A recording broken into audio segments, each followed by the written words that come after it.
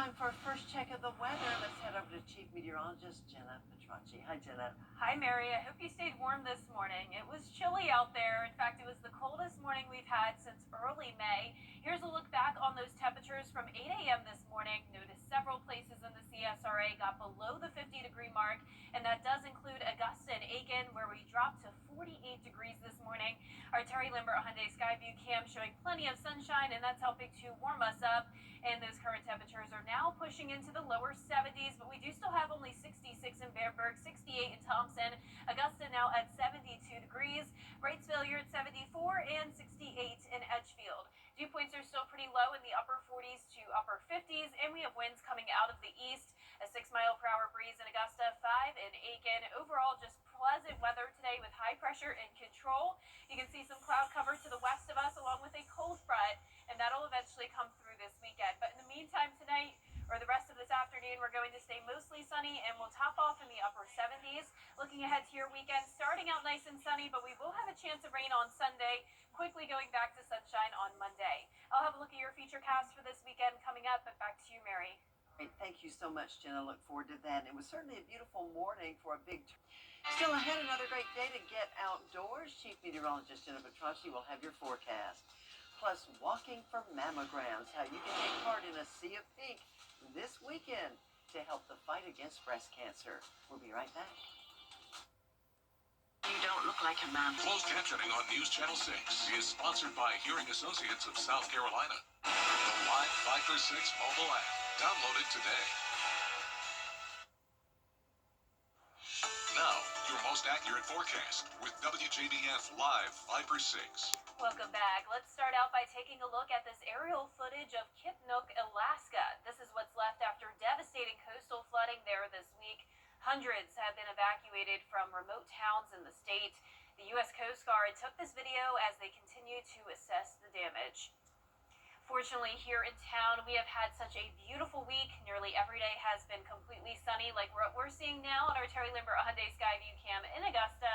We're sitting in the low 70s, very comfortable outside with humidity down to 46%.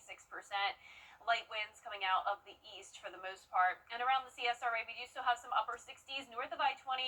A lot of us now in the lower 70s, though, and we have those mostly clear conditions.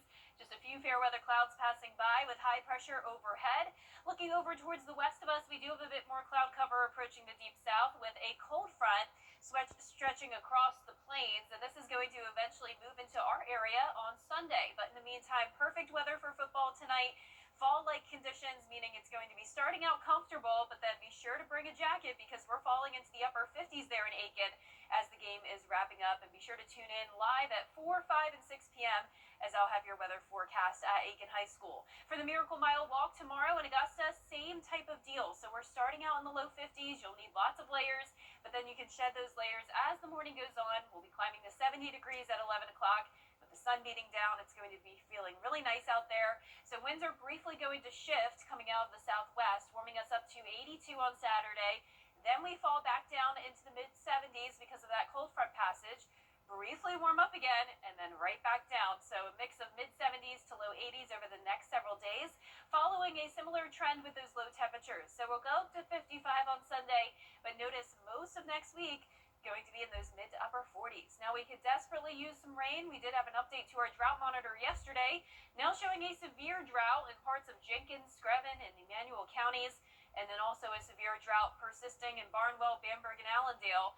All of the CSRA, at least under that first phase of drought. I'm giving it a 40% chance of rain on Sunday, but that's our best shot at seeing measurable rain over the next couple of weeks, really. It's been very dry lately, and high pressure is going to continue to keep us dry. But notice we'll briefly see that high pressure move out. This is Saturday at 6 p.m. We're still mostly clear, but then some clouds moving in on Sunday morning. But if you're headed out the door early Sunday, you can expect just some cloud cover, but we'll keep it dry until we get to mid-morning to early afternoon. That's when we'll start to see some scattered showers. Can't rule out some weak thunderstorms, some heavier downpours, but it's not going to be anything severe that we are expecting with this. And as we go into Sunday evening, this quickly moves out. Skies clear as we go into Monday with high pressure back in control, and all of next week is looking beautiful. We're also watching the tropics. Two areas to watch. The one I'm focused on is the area here that's going to move across the Caribbean Sea. 30% chance of development there. If this were to develop, it would be sometime later next week, so we'll keep an eye on it, but nothing for us to worry about at this time. Now you're looking at our 10-day forecast. As you can see, that rain chance on Sunday, followed by sunshine next week.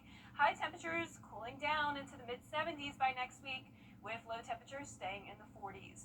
Now, there was a powerful storm that impacted the East Coast just a few days ago. Here's meteorologist Avery Gray with more. A nor'easter is a storm along the east coast of North America.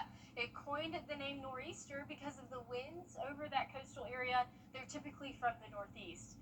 These storms may occur at any time of the year, but are most frequent and most violent between September and April.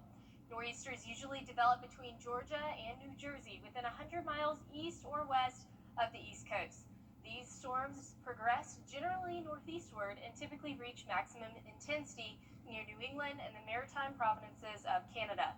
They nearly always bring precipitation in the form of heavy rain or snow, as well as winds of gale force, rough seas, and occasionally coastal flooding to the affected regions. The nor'easter that occurred this past week brought all of these. On Monday, October 13th, storm warnings, flood warnings, gale, and high wind warnings were issued along the northeastern U.S. coastline.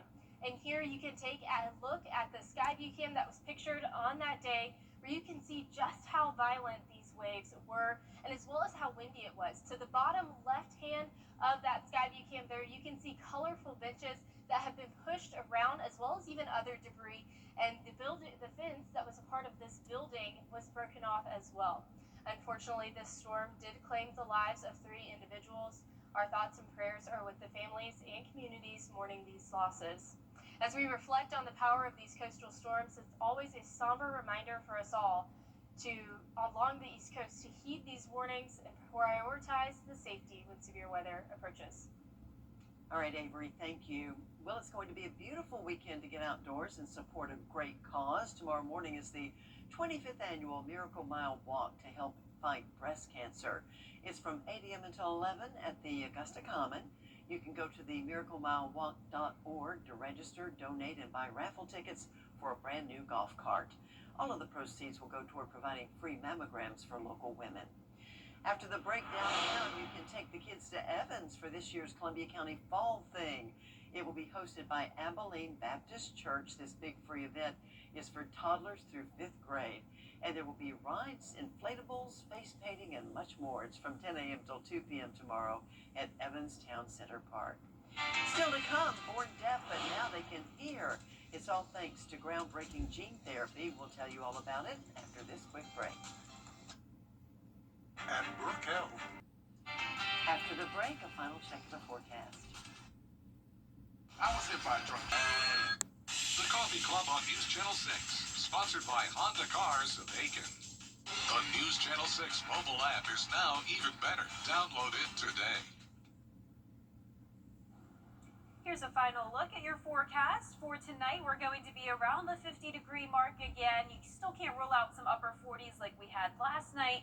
Definitely slightly below average. Coolest air we've had so far this season. And then tomorrow, warming up a little bit more to above average temperatures in the lower 80s. Notice the average high is 79, and we'll be falling below that early next week. It's all going to be because of a cold front that'll bring us a 40% chance of showers on Sunday. Other than that, the next 10 days looking nice and dry. Sunshine next week, partly cloudy the following weekend, and still seeing those chilly mornings. Thanks so much for making us part of the middle of your day. Stay tuned at 4 for your next news. Have a wonderful weekend.